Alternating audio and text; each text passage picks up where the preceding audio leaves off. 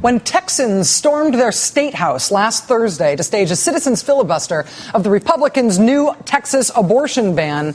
It was kind of a struggle to report on it well on the national level. The video that we had from the legislature to report on it was a really raw feed provided by the legislature itself. And frankly, it was just a terrible feed.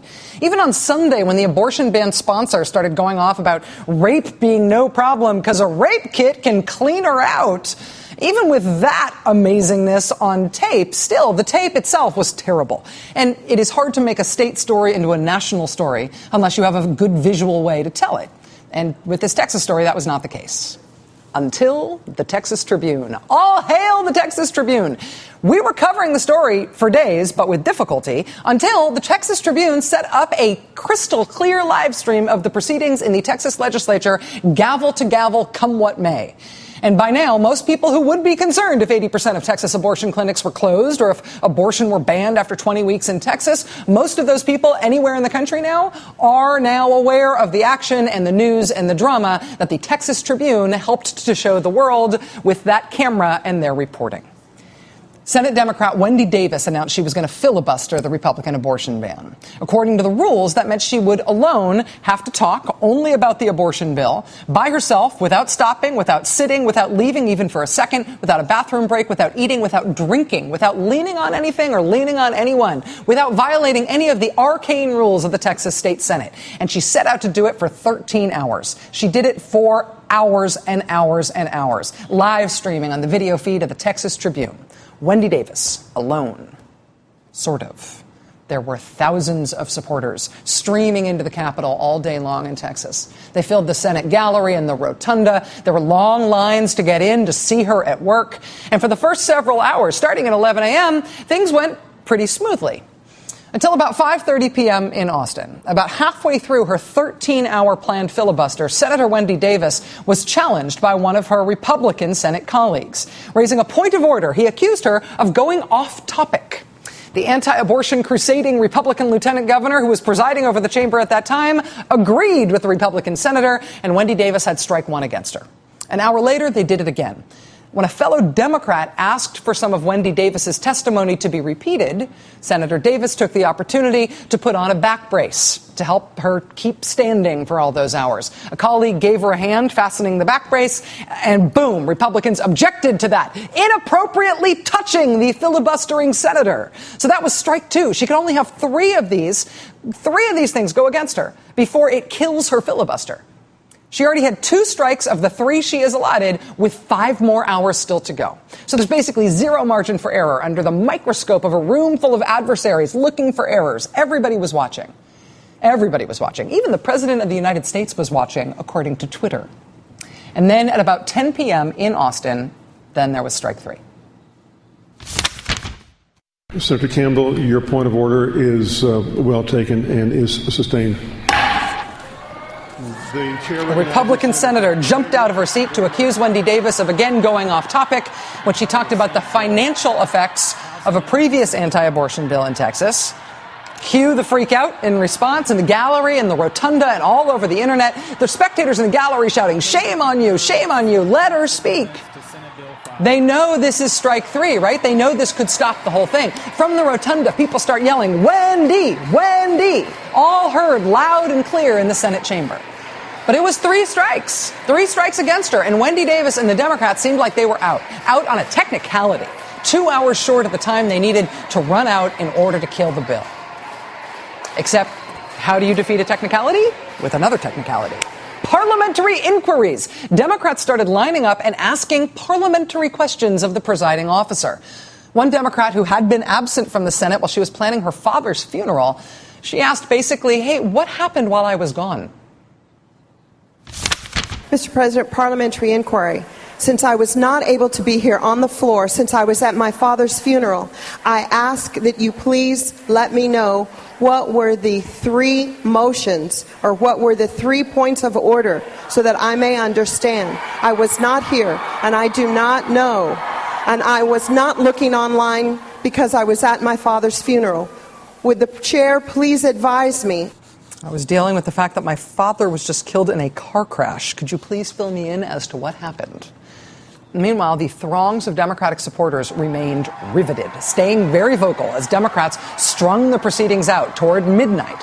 For 2 more hours, the Democrats successfully stalled with questions about procedure until 11:45 p.m. local time. At that point, they are 15 minutes away from the finish line, with everything on the line and tension running very high. And the same Democratic Senator, Letitia Van de Putte, who had been absent for her father's funeral, she rose to make what would be the final parliamentary inquiry. And with time winding down, this proved to be the game changer. Watch. Mr. President, parliamentary inquiry. The state your inquiry. At what point must a female senator raise her hand or her voice to be recognized over the male colleagues in the room?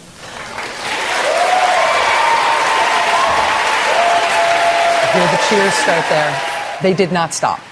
They did not stop. From that moment forward, it was sort of pandemonium. The gallery in a steady roar that did not stop, alternately cheering and clapping and chanting and making just auditory chaos. And the Republicans tried and failed to restore order for the next 14 minutes as the clock wound down toward the midnight deadline. In minutes, the session was going to be over and the anti-abortion bill would be blocked.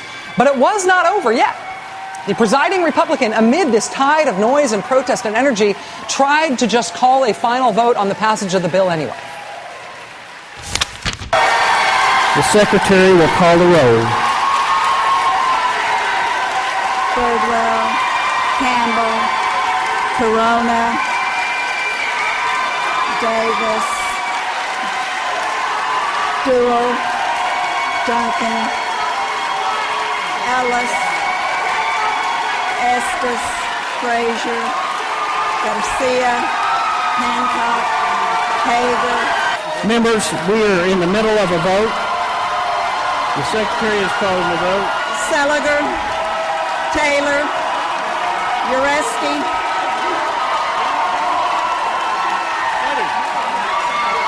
Van de Putte. If we can have order in the chamber so that the members can properly cast their vote.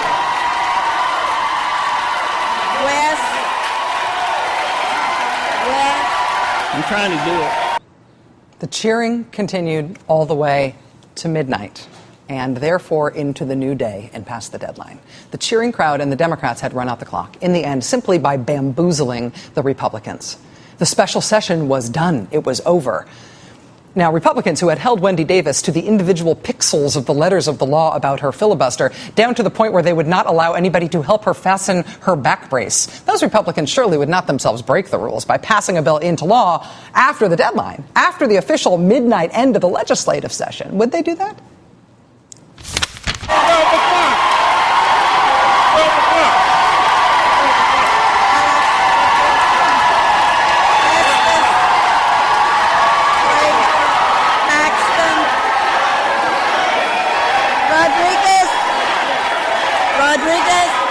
President, what time is the session in? President. Midnight. You can't take a vote after midnight. There's no session. Constitutional point of order. The clock had struck midnight, thanks to the cheers and jeers of the people at the Capitol and the Republicans not knowing how to respond, the yelling in the room and the chaos with the Republicans not being able to get it together. It did prevent the Republicans from killing the filibuster effort. So the Democrats won, except the electronic record for the vote that happened after midnight, that had happened in the earliest morning moments of June 26th. The electronic record suddenly flipped to show that the vote had happened on June 25th. And so it was reported that despite the marathon effort of Wendy Davis and the chaotic assistance of her supporters in the gallery, the Republicans had won and the Democrats had lost. But that was not true. And not only was that not true, not only had Wendy Davis won, but everybody had seen it, either in person or somewhere on an electronic device elsewhere in America. Thank you, Texas Tribune. And so the record was corrected. And at 3 o'clock in the morning, the lieutenant governor of the state of Texas, who had resisted Wendy Davis all of those hours, closed this chapter of Texas political history. Members, regrettably, the constitutional time for the first called session of the 83rd legislature has expired. Senate Bill 5 cannot be signed in the presence of the Senate at this time and therefore cannot be enrolled.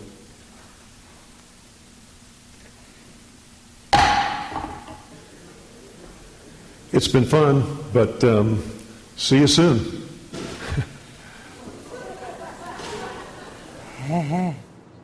16 hours after it began, the Democrats' filibuster worked. And the loud support of the people, the hundreds of Texans in that gallery, worked. Republicans set out to use the special rules of the special Senate session to try and pass this abortion ban. And Democrats responded with rules, too. And the Democrats won. And Wendy Davis is a household name now. And then a few hours ago, Governor Rick Perry announced that he's just going to call another special session, another 30-day special session so the Republicans can try again to pass this abortion bill, starting all over from scratch. It starts Monday, starting all over again. But this time, the looming power of Texas's demographically inevitable Democratic progressive future is suddenly way less theoretical than it has ever been.